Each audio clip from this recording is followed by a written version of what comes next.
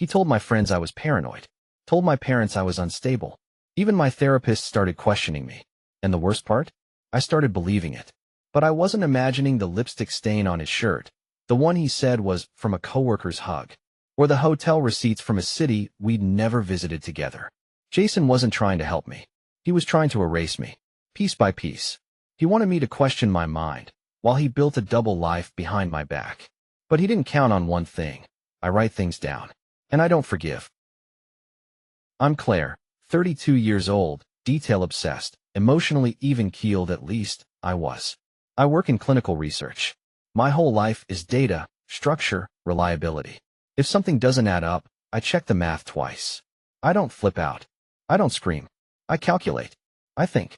So when my boyfriend, Jason, started planting these little seeds, saying I was too intense lately, or maybe working too hard, I didn't think much of it.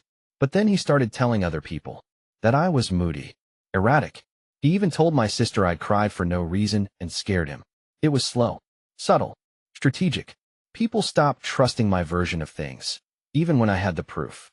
At first, I thought I was losing my mind. Then I realized, no, someone was trying to make me think I had. It started with small doubts, and ended with me almost losing myself. Trust me, it only gets heavier from here. And if you recognize someone in this, don't stay silent. Jason and I met at a mutual friend's wedding. He was charming in that classic, self-deprecating way. Dark hair, great laugh, always had a story ready. I liked how confident he seemed, like he knew who he was. At the time, that felt rare. The first few months were sweet. I mean, actually sweet. Notes on the fridge, random coffee drop-offs. But even then, there were moments I chalked up to quirks. Like the time he snapped at a barista for spelling his name wrong, then laughed about it like it was nothing. Or when he forgot my birthday dinner with my parents and blamed Google Calendar. 6 months in, I started noticing patterns. He'd go for a run and be gone for 2 hours with no sweat on his shirt. He'd change his shirt before sitting down. He once got a text that lit up with "Can't wait to see you again," and told me it was his cousin being weird. When I asked questions, he was always ready with a smooth answer. And if I pushed, "Claire, you really need to work on your trust issues." I stopped bringing things up. Instead, I started writing them down. Just little things, notes on a pad I kept in the kitchen drawer. May 3rd, red lipstick on collar. He says it's mine. I don't own red lipstick. May 14th, gym bag empty after workout. I wasn't even thinking evidence. I was thinking, maybe if I log it, I'll stop feeling crazy. But one day, I opened the drawer and the notepad was gone. When I asked about it, Jason raised an eyebrow. "Claire, you're keeping a record of our arguments? What is this, a courtroom?" That night, I deleted a photo I liked of myself. One he said made me look manic. I stared at my reflection in the mirror, wondering what I'd become. And yet, I kept the receipt from dinner the next night. 2 entrees, 1 dessert. Jason said he wasn't that hungry, but the bill said otherwise. It started with a voicemail from my mom. "Hey honey, just checking in. Jason stopped by earlier. He mentioned you've been feeling overwhelmed lately. You know you can always talk to me, right?" Overwhelmed?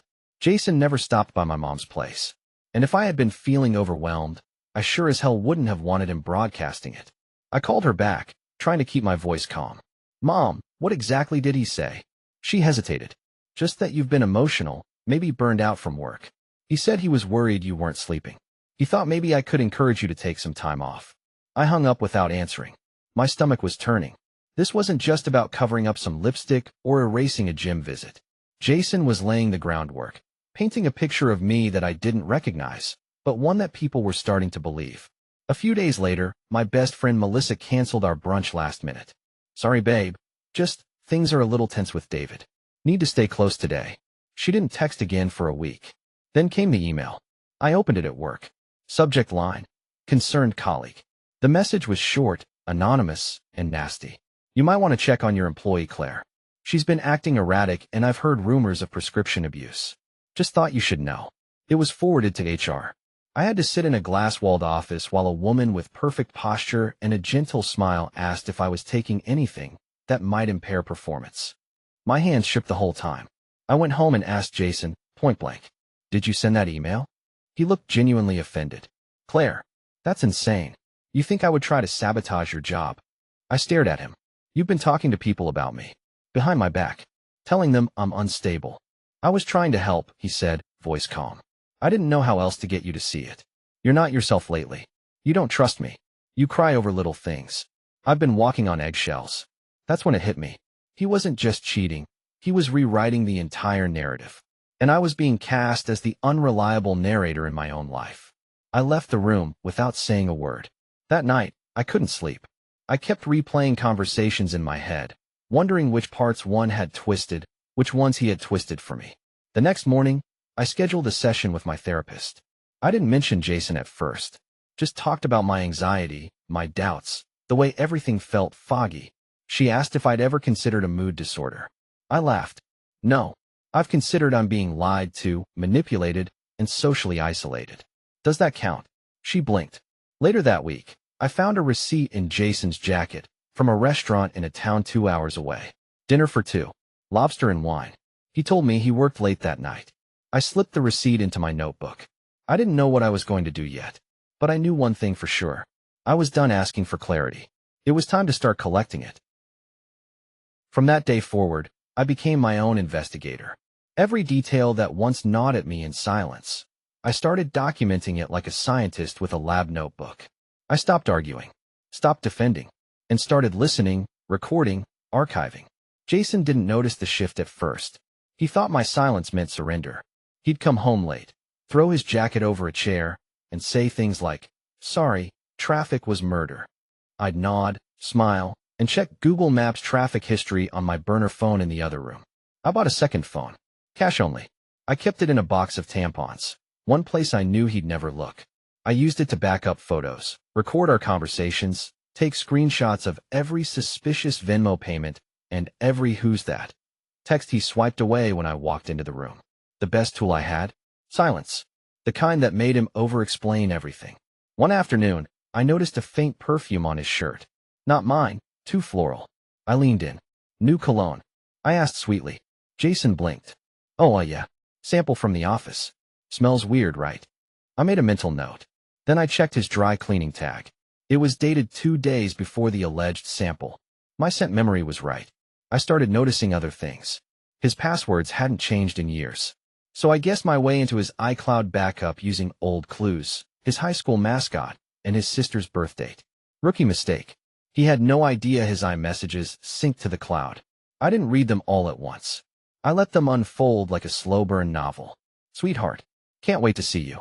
You make me feel alive. Things I hadn't heard from him in months. Her name was Ashley. She had a sun emoji next to her name. And based on the messages, she thought he was single. My blood boiled, but I didn't react. Not yet.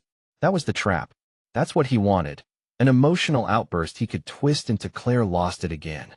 Instead, I waited for the house to empty. And I installed a motion-triggered camera in the hallway. I told myself it was just for peace of mind. Just to know. But deep down, I wanted to catch him. Not because I needed the proof. I already knew. But because I wanted something he couldn't twist, smear, or gaslight away. One night, I was home alone editing some data reports when I got a motion alert on my phone. I opened the feed. Jason, walking through the door. With a woman. Blonde, red coat, heels too high for walking in. He looked around, didn't even check for cameras. Just guided her down the hall like this was his place. I watched in silence, jaw tight.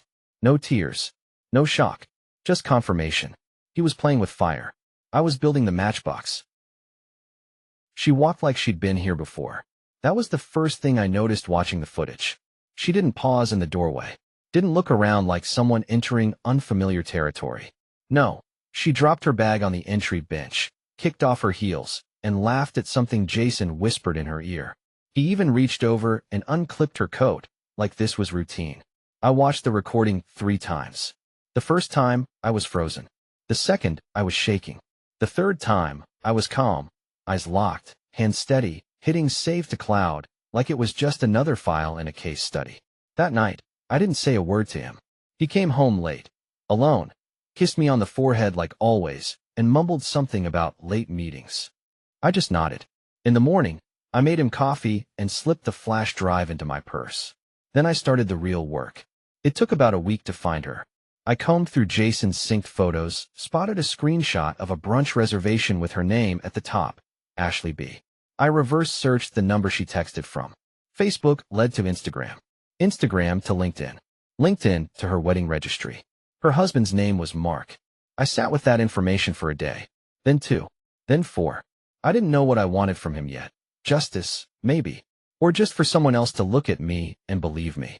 Not as the emotional wreck Jason described, but as a person with her eyes wide open. Eventually, I drafted a message to Mark. Polite, calm, almost clinical. Hi Mark, I'm reaching out because I believe your wife, Ashley, may be involved with someone I'm currently in a relationship with. I'm not making accusations, I'm providing evidence. If you're open to a conversation, I'd be willing to share what I know. I sat on it for 3 hours. Then I hit send. Jason, meanwhile, was getting bold. He started leaving on weekends for client strategy retreats. He brought home new cologne. He even joked once about us taking a break, just to reset. I smiled at that. Sure, maybe we both need some clarity. He didn't notice the chill in my voice. A few days later, Mark replied. He was short, direct. Yes, we need to talk. Today. We met at a coffee shop downtown. He looked pale, angry, but not at me. I handed him the flash drive with the camera footage and a printout of the synced texts. He read in silence for 10 minutes. Then he whispered, I knew something was wrong, but I thought it was me. I nodded. That's how it starts. We talked for an hour, compared timelines, exchanged screenshots. Our stories fit together like jigsaw pieces, a dual betrayal spanning months. Before we parted, I looked him in the eye. We both deserve better. But before we walk away, what do you say we make sure they don't? He didn't even blink. Let's ruin their playbook. Jason thought he'd won. The way he moved through the world, relaxed shoulders, smug half-smile, constant just checking in texts to my mom and sister. It all screamed one thing. Control. He wasn't worried about me leaving. He was worried I'd stay quiet. And up until now, that's exactly what I'd done. But that silence, it was ending. While Jason was off on his strategy retreats, I was building my own, a digital dossier. Dates, footage, receipts, voice memos, chat logs, neatly sorted and backed up twice. Mark, on his side, started digging through joint bank statements and credit card charges. He found hotel stays in towns Ashley had supposedly never visited. Spa appointments charged to their shared card. One of them during their wedding anniversary weekend, while he'd been home with food poisoning. I drafted the message first. Not a rant. Not a gotcha. Just the facts. Clean. Cold. Undeniable. Hi. I wanted to clear something up. I know you've heard some things about me from Jason. That I've been unwell, unstable, paranoid. I thought the same for a while, until I saw the footage. Below is a collection of messages, receipts, and video clips. Make up your own mind. I'm not asking for sympathy. Just clarity. Claire. I scheduled it to go out at 7:15 p.m. on a Friday, just after people get home and check their phones. The recipients? Jason's family, his coworkers, a few mutual friends, my own inner circle, and, just for good measure, Ashley's entire Pilates group, courtesy of a group chat Mark had access to. At 7:17, my phone exploded. Mixed responses. Shock. A few apologies. 2 messages that started with, I'm so sorry I doubted you. But most of them, silence. The kind that tells you someone's world just caved in. Meanwhile, Mark had his own fireworks planned. Ashley worked in HR at a mid-sized software company. That Friday night, during their quarterly gala, Mark showed up uninvited. Dressed sharp. Calm. He walked straight to the AV guy, handed him a USB stick, and said, press play when I raise my hand.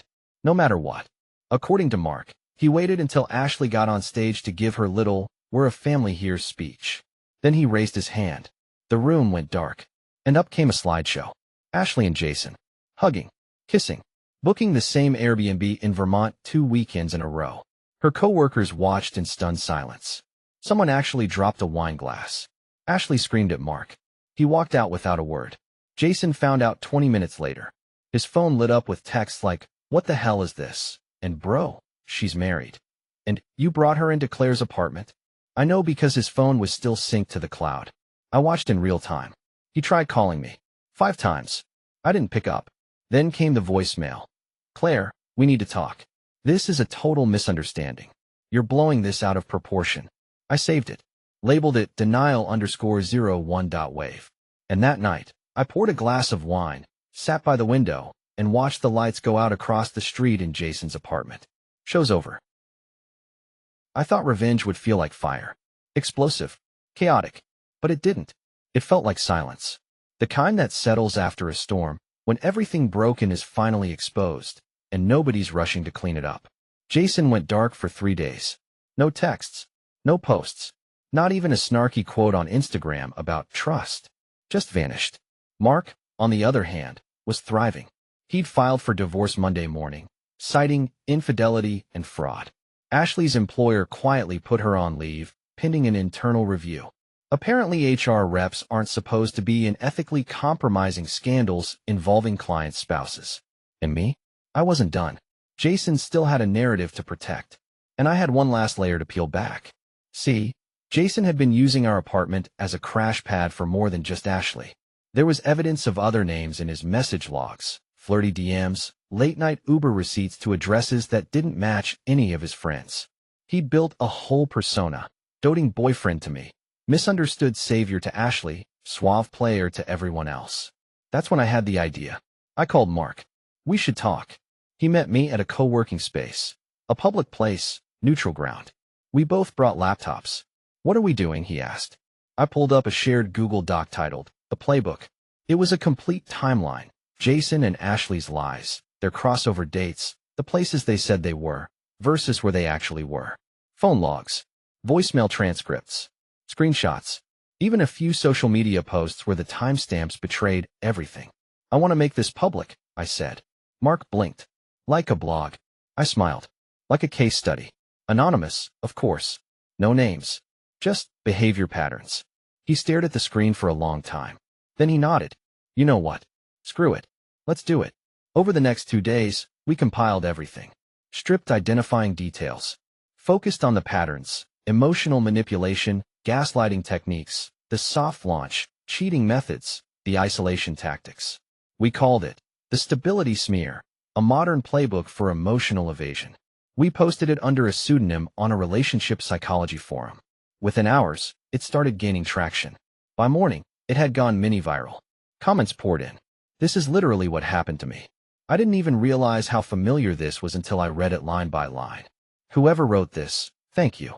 One therapist even messaged us asking permission to use it with clients. Jason, of course, saw it. Someone sent it to him. Probably one of the mutual friends still lurking. He texted me. Wow. Posting crap about me anonymously now? Real mature. I didn't reply. 2 hours later, he followed up with, we can still fix this, Claire. If you'd just stop attacking me, maybe people would remember who the crazy one really is. That one made me laugh out loud. Because by now, no one was saying I was crazy. They were saying I was right. It wasn't just the lies.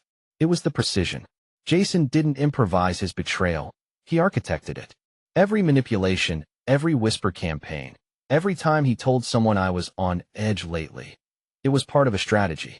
A full character assassination dressed up as concern. But when you build your power on lies, you forget one thing. People love a scandal. Especially when you become the punchline. The anonymous post Mark and I published, the stability smear, caught fire. We hadn't named names, but Jason's behavior was practically trademarked. And as more people read it, some started connecting dots. One of his old co-workers messaged me privately. I thought he was always full of it. The whole my girlfriend's losing it thing never sat right with me. Another wrote. He said the same thing about his last ex. That she was obsessed and needed help. He even said she keyed his car. Now I wonder. Turns out, I wasn't the first woman he tried to erase. Just the first one who kept records. So I let the momentum carry itself. Jason, meanwhile, was spiraling. First came the flurry of Instagram story posts. A moody selfie with a Bible quote. A grainy sunset with the caption, "You think you know me." A screenshot of a Spotify playlist titled Survivor Mode, with a sad face emoji. It was almost funny. Then came the real damage. His employer, a boutique consulting firm, requested a meeting to clarify a few personal matters impacting professional boundaries. Apparently, one of their clients saw the stability smear and recognized the behavioral patterns. Jason had been flirting with a junior rep at a partner company. She came forward after reading the post. Jason was placed on administrative leave pending ethical review. Ashley, she was already out. Her company mutually agreed to part ways. Mark made sure she kept none of the marital assets, thanks to the evidence we gathered and some stellar legal advice. And as for my family, they finally saw it. My mom called crying. "Claire, I'm so sorry. I thought he was trying to help. I didn't realize he was feeding us this idea of you that wasn't real." I didn't say, "I told you so." I just told her, "Now you know." I crafted one final message, one for Jason's remaining defenders, the ones who had just wanted to stay out of it, or sent me lukewarm, "hope you're okay" texts while liking his pity posts. It was calm, factual, with screenshots, audio clips, and footage. A 4-minute compilation, titled, "This Was the Context." I posted it to my private story. I didn't tag him, didn't rant, just let it sit there like a mirror. Over the next 24 hours, my follower count dropped by 17, and I slept better than I had in months. Jason called one last time. "Claire, please. I need to explain." I didn't answer. I blocked the number. Then I opened my laptop, looked at the shared doc Mark and I built, and renamed it one final time. Case closed. Even in his apologies, he made himself the victim. Even when caught, he twisted the narrative until someone, anyone, would pat him on the back and say, "You've been through a lot, man." But this time, no one showed up for his encore. After the video, "This Was the Context" went around, people stopped replying to him. The carefully curated circle of friends, co-workers, distant relatives who once swallowed his version of events, they ghosted. Melissa, my former best friend, who once canceled brunch because Jason had warned her about my emotional state, messaged me after watching the footage. I don't know what to say. I believed him. I didn't want to, but I did. I'm sorry. I left her on read. Meanwhile, Jason's professional life cracked in public. His leave of absence turned permanent. A quiet removal from the team page. His name no longer CC'd on client emails. And then the leak. Someone forwarded his HR file to a friend of mine. A document noting multiple personal complaints regarding dishonesty, interpersonal conflict, and boundary violations. I didn't share it. I didn't need to. Jason was collapsing on his own. He posted a long, melodramatic Facebook status about false accusations and dangerous cancel culture. 2 people liked it. One was his cousin. The other was a girl he ghosted in 2019 and clearly hadn't kept up with the drama. He moved out of our apartment the same week his bank card stopped working. Apparently his parents cut him off too. He packed quickly, didn't say a word, just left his key in the mailbox and disappeared. I found one last thing when I was cleaning out his desk drawer, a half-filled notebook. On the first page, he'd written, "Ways to help Claire feel safe again." The rest? Blank. Somewhere in all of this, Mark sent me a photo, his new apartment. Fresh paint. Clean walls. No Ashley. He added one line. "Thanks for the reminder. When someone starts rewriting your story, it's your job to pick up the pen." I smiled. We hadn't talked much after it all came out, just exchanged the occasional update. But there was something comforting in knowing someone else had survived the same maze. The last message Jason ever sent came a week later. It was a screenshot of our old vacation photo. Us on the pier in Charleston, smiling like everything was fine. "I miss who we were. I hope someday you can forgive me." I didn't reply. I deleted the photo from my phone, then from the cloud. Some things aren't worth archiving. Final. Jason lives with his parents now. Says he's rebuilding. Last I heard, he was applying for freelance gigs and blaming toxicity for why his consulting career fell apart. Not once has he admitted what he did. Not to me. Not to anyone. Ashley filed for a name change and moved to another city. Mark got the house. And the dog. As for me, I stayed in the apartment. Repainted the walls. Got rid of everything with his fingerprints on it. I even bought new silverware. Not because I had to, but because I wanted nothing that had ever touched his mouth. I sleep fine now. No more checking receipts. No more decoding texts. No more looking in the mirror and wondering if I'm the problem. Turns out, I wasn't crazy. I was right. And the best part? Now everyone else knows it too.